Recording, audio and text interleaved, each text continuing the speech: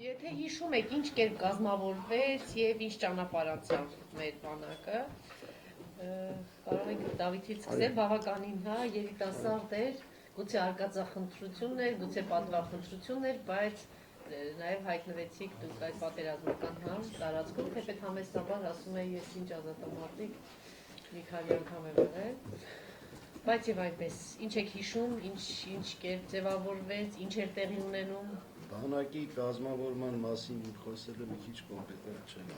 ես այդ ժամանակ ինչպես բոլորս հետաքրքիր քաղաքացին էի, ընդամենը մասնակից եմ եղել, այնքանով, որքանով։ Մեր ջոկատի անդամներից մեկն եմ եղել, մեր ջոկատը եղել է ամենակրտսեր ջոկատը, ճտերի ջոկատ են ասել, ազգային բեկեն ջոկատը, ավանական ջոկատինքից, ավանական պատերազմի մասնակից տղաները սկզբում մեր հետ գրեթե մարտական գործողությունների ժամանակ պարապեցին, հետագայում արդեն ինքներս դարձանք մարտերի մասնակից։ Քանի հոգի եք եւ քանի տարեկան եք։ 74 թիվ, 5 թիվ, 6 թիվ, մի հոգի էլ 3 թիվ։ Այդպես 14-15 հոգի 90 թվից եղել ենք։ 16-18 տարեկան, 15-16, հետո հետագայում հլը միջև հիմա մեծերը որ տեսնում են ասում են ճտերից էս ինչ է, միջև հիմա հլը ճտեր են ասում, բայց քանի քանիսն էիք այդ խմբում, ճտերի ջոկատում քանիսն էիք։ Կոնկրետ մեր տղեկով, մեր տարիքակիցներով 14 հոգի։ Ամենի, թե չգիտեմ, ինչ շատախոս է։ Ասկան Չէ, խնդիրը դրված էր առհասարակ այն շրջանում, ես հիմա ավելի շատ վատ եմ զգում շատ էկրանների ներևանից, որտեղ ես միշտ խնդրում եմ, ես ընդհանրապես երգեր եմ գրում ու երգում։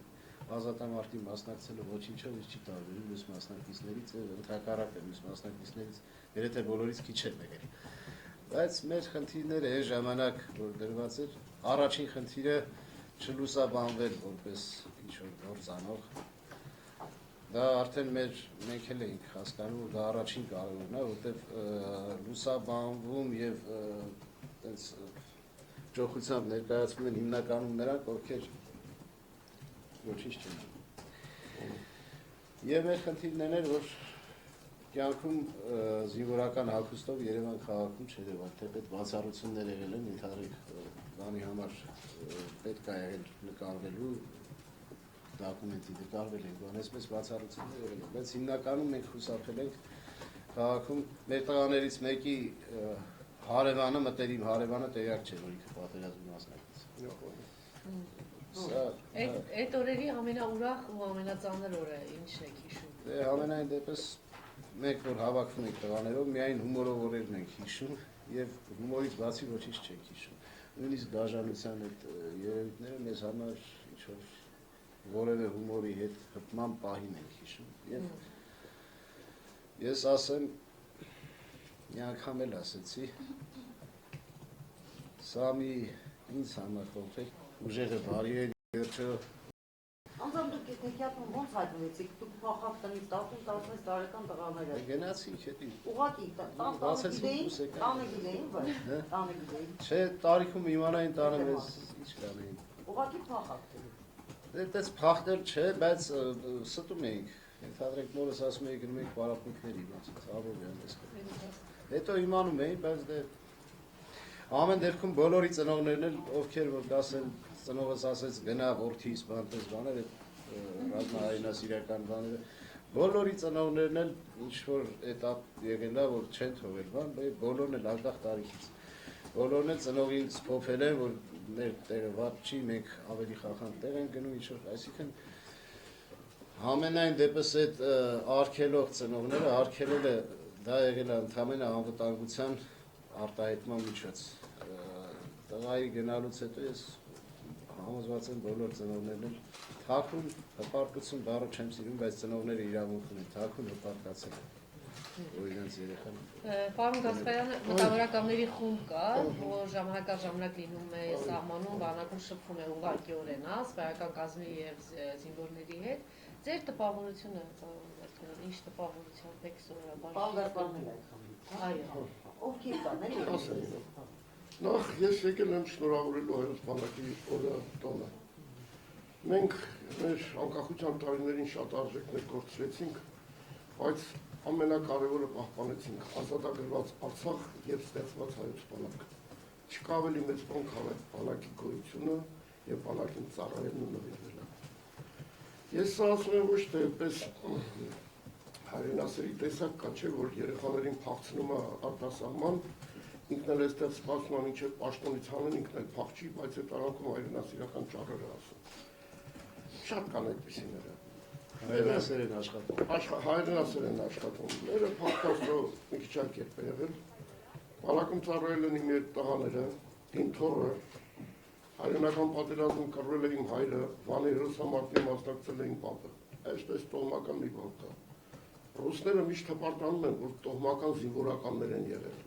Ելնեք մեր մեջ էլ այդ հասունանա, ու այսպես սերունդ ասենք զինվորականների տոհմը։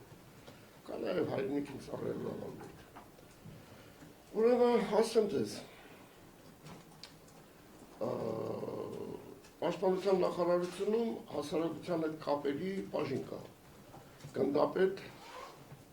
Գեգամ Հարությունյանի ղեկավարությամբ։ Այդպես ուրեմն ակադեմիայի բուհերի աշխատողներ, պատմաբաններ, արվեստաբաններ, գրականագետներ, բազմաթիվ մարդիկ, ինստիտուտների տնօրեններ, բաժնի վարիչներ, շատ երևելի անհատականություններ։ Տարին ամենակիչը 4 անգամ գնում ենք Ղարաբաղ։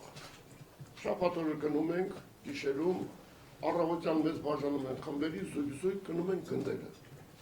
Հանդիպում ենք զինվորների հետ, 500-1000 հոգյանոց խմբեր են, փոքր խմբեր չեն։ Եվ զրույցներ են, դասախոսության ձևով, զրույցի ձևով, հաղորդակցություններ։ Ինչից են խոսում։ Հայրենիք, զինվոր, պետություն։ Ես խոսում եմ այն մասին, թե ինչպես հայ գրողները մասնակցեցին պատերազմներին, Քարեցի, Բաքունցի, Թոթովենցի, Լև Կամսարի օրինակներն են բերում, հայրենականում այլ օրինակներ։ Այս մասին են զրուցում եւ շատ անկեղծ զրույցներ են լինում։ Ունի եւ իմացական, եւ հոգեբանական, եւ ճանաչողական նշանակություն։ Ասեմ, ես միշտ խնդրում եմ, որ ինձ ամենահեռու բաները, զորամասերը գցեն Ճաբրայիլ, Ֆիզուլի, Տոնաշեն են հյուսիսները, Թալիշ եւ այլն։ Ֆիզուլին մի քիչ թիկունքային է, 2 զորամաս կա։ Մենք այդ զորամասերից մեկում ենք մեր հանդիպումը, զրույցից հետո 2 երիտասարդ վանաձորցիներ էին, մոտեցան ինձ, այսպես աննկատ, առանձին աննկատ չէ։ Պարոն Գասպարյան, խնդրում ենք մեր ղեկավարությանը միշտորդեք, թող մեզ տալեն առաջին գիծ, մենք թիկունքում ոչ ենք եկել ժամանակ մերցնելու։ Եվ ես հասկացա, որ այս խոսքը անհրաժեշտ էր, այս երեխաների մեջ ոգևորեց հայրենիքի զինվոր լինելու գաղափարը։ Սրանք շատ թանկ բաներ են, արտակարգ թանկ, այս իրավիճակներում ից սուտ կեղծ բանը շատ արագ երևում չասում ամեն ինչ։ Ինչ եմ տեսնում, զինվորներին նորմալ վիճակն եմ տեսնում, իրենց հետ են շփվում, խոսում, զրուցում, եւ այս առաքելությամբ արդեն հորերորդ տարին է։ Օրինակ, պարոն Դավոյանը հիշեց, որ մի անգամ այդպես այցելել, ասում եմ, մենակ էինք, ասեցին, տղաներ, մարդ չկա,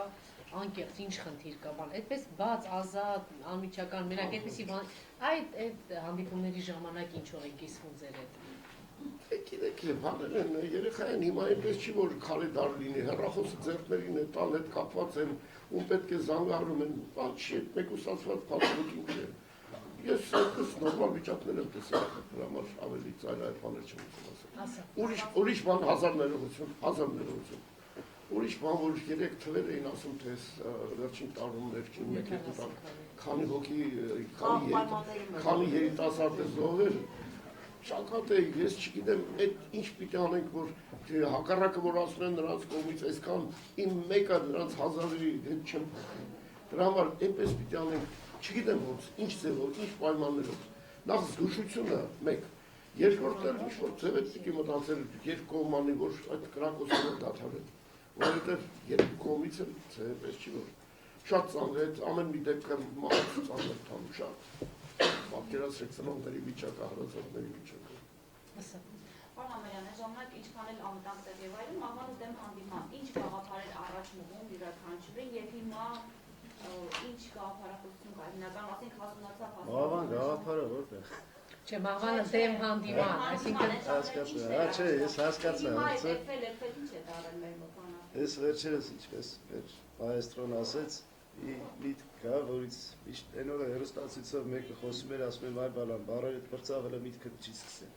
Այ իրան։ Որովհետև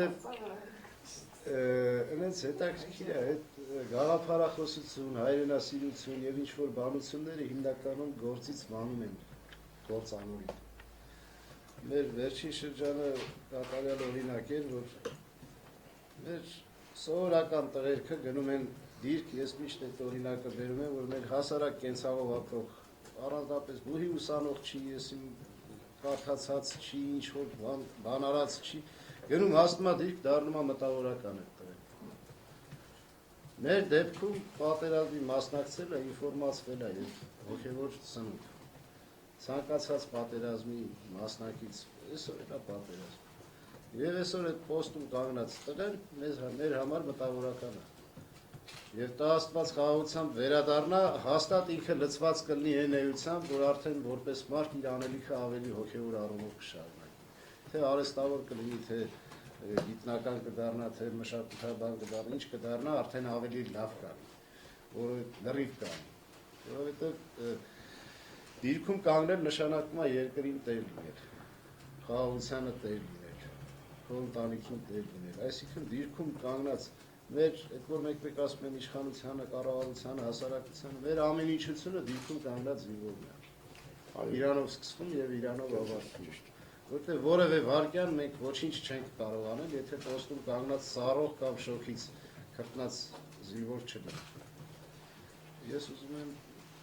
մեր բարեմաղթանքը բոլորս, այս դեպքում մեր բանակը մեզ համար եկեղեցի է, բանակի համար որևէ բան անելուց լուսաբանելը համարում եմ բարձր աղոթել, իսկ բարձր աղոթքը Տիրոջ չի ասում։ Բանակի համար ինչ-որ բան անելը պիտի թաքուն անես եւ ոչ մեկ չիմանա, ասուլիսի համար էլ ներողություն եմ խնդրում, որտեղ որպես երկայը երկիչ ենք այստեղ եւ գերակայում։ Ամեն դեպքում այսօր շատ մոտ կանգնած լինելով մեր բանակին, ինչ կուզեիք փոխված տեսնել հայկական բանակում այսօր, որտեղ այսօր շատ է քննադատվում, որ բանակը մի տեսակ չքավորների բանակ է դարձել եւ այն զինվորները, որոնք զոհվում են, շատ դեպքում ասում են հենց բացահայտում են։ Հասկանում եմ ինչ եք ասում, չեմ կարծում թե ամբողջությամբ այդպես է, չեմ կիսում։ Կա այդպես խնդրեմ, կա այդպես խնդիր։ Այս վերջերս մի միտք եկա մեկի հետ, որ ասեցին մարդիկ կան, որ ասում են ինչի պիտի օլիգարխի տղան չծառայի, մեր տղան ծառայի։ Ասեցի ուրեմն այդ մարդիկ օլիգարխից տարբերվում են նրանով, որ իրանք փող չունեն։ Նույն այդ բացասական երևույթը իրաց մեջ էլ կա։ Ի վերջո նյութի չափը մարդու որակ չի որոշում։ Նյութը ընդհանրապես շատացնում է, ավելի տեսանելի է ասում, ինչ որ կա։ Այսինքն մենք բանակի համար անելուց երբեք չքավորու լավ վիճակում գտնվող խավը որևէ նշանակություն չունի։ Ինչ վերաբերում է բանակի խնդիրներին, ժողովուրդ ջան, բանակը, որ ասում են մենք հաղթանակած բանակ, հաղթանակած բառը առավելապես սխալ է օգտագործել, որովհետև մենք երկիրը եւ բանակը ընթացք է։ Եվ ինչ որ բան արած այդ նշանակումը ավարտվել է։ Իսկ ընթացքը երբեք չի ավարտվում, ընթացքը անընդհատ լինելու է։ Տա Աստված անընդհատ այդ ընթացքը լինի։ Այսինքն բանակը կայուն կառույց է, որպես այն, որ պաշտպանության նախարարությունը ընդհանրապես գտնվում է Ավանում կամ Զորամասը Ֆիզուլիում։ Բայց մենակ շենքերն են կայուն, ինքը ընթացք է։ Անընդհատ սերնդափոխություն, անընդհատ աշխատանք, անընդհատ դրական եւ բացասական երևույթների առաջանալ եւ վերանալ, այսինքն այս ընթացքը ի վերջո տեխնիկական առումով զենքի տեսակի հնանալ եւ նորի ձեռք բերում մյուս Դրա համար բանակին ինչ որ կայուն գնահատական տալը համարում եմ մեղմ ասած սխալ։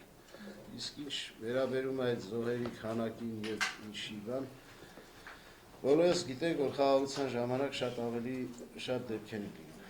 Թե ռեստորանների բակերում, թե փողոցներում, թե ավարաններում, վթարներում տարաստված էտել չլիներ ինչ որ բանակում լինում։ Բոլորիս երազանքն է, որ բանակը ամենաիդեալական է լինի, բայց մենք գիտենք, որ իդեալական ի վերջո երկրի վրա ոչինչ չի լինում։ Եվ մենք բոլորս մեր կողմից ինչ-որ քայլ պիտի անենք, որ բանակի մի փոքր օգուտներ բանակին իդեալականացման ճանապարհի հասցնենք։ Իսկ ներողություն, քանի որ մեկ ներողցով եք, մի կարևոր բան եմ ուզում խնդրել, ուղղակի հասարակության եւ բանակի եւ բոլորիս անունից բոլորիս խնդրենք, որ եթե Աստված չանի, բանակում որևէ բան լինում է, այդ արագ լուսաբանելը վատ առումով։ Արագ միգուցե մեր մեջ լավ, մեկը զանգենք, ես ինչին խի ա եղել, sense ինչով օգնենք, բայց արագ հրապարակել եւ լուսաբանելը դա մեղմ ասած դավաճանություն չի կարելի։ Որովհետեւ այդ ինֆորմացիան հակառակորդի մոտ միգուցե ավելի շուտ է գնում, քան մեր։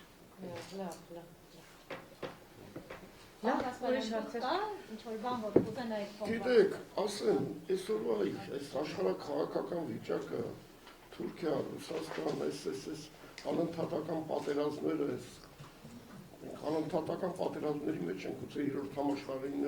վաղուց սկսվել է, մենք պարզապես պաշտպանապես չենք ձևակերպում, մենք նկատում ենք աշխարհի տերերը, թե արտահայտություններ հնչում են։ Մենք պիտի շատ պատրաստ լինենք, այնքան պատրաստ պիտի լինենք, որ շատ արագ կարող է փոփոխություններ լինեն, շատ արագ աշխարհաքաղաքական փոփոխություններ կարող են լինել։ Ուստի մենք ամեն ինչ պիտի անենք մեր բանակը զորացնելու, ամրացնելու եւ ամենակարևորը մեր կողմից բարոյա հոգեբանական մթնոլորտը բարձր տանելն է։ Այն զինատեսակներ եւ այլն, այդ ուրիշ խոսակցություն է, ուրիշ բնագավառ է։ Բայց մեր կողմից դա լրագրողների, մտավորականների, մյուսների կողմից բանակի ոգին բարձր պահել է, այս ոգին շատ մեծ բան է, շատ։ Եվ այս զգացողությունն էր ինձ այսպես ոտքի հանելու այսօր բերեց այստեղ, նորից շնորհավորելու, ասելու, որ ամոթ եղեք տղաներ, պատրաստ եղեք, թիկունքը դատարկ չէ, եւ մենք բոլորս նրանց կողքին ենք ըստ էության։ Վերջին հարցը։ Պարոն Մարտիրոսյան, այդ բանակ կազմավորման առաջին տարիների հետ կապված ինչ-որ դեպքեր, շողություններ, որ արժանի են, հա, հիշելու մտապահել եք։ Բաներ, գիտեք, այնպես մի մաքուր ժամանակ էր եւ նվիրյալներ այնպես արագ առանձնանում էին։ Ու աննկատ, լուր, մեկ էլ տեսնում էր արդեն ճակատում է։ Ժամանակները բացառիկ էին։ Այդ այն ժամանակը չէր, որ փախցնելու մասին խոսեին։ Այդ այն ժամանակներով գնալու մասին էր, գնալու ժամանակներ։ Այս զգացողությունն եմ հիշում, այնպես առանձին դեպքեր անշուշտ կան ընկերների հետ կապված անոթների, մոտիկների եւ այլն, բայց ամենակարևորը այդ ժամանակի ուղղվածությունն էր դեպի ճակատ, դեպի հայրենիք, պաշտպանություն, հաղթանակ։ Չեք մտաբերում մի դեպք։ Ու կարող է մտաբերում եմ, բայց այս բան երևի դրա տեղը չի։ Մենք այդ մասնավոր բաներ։ Լավ, շնորհակալություն։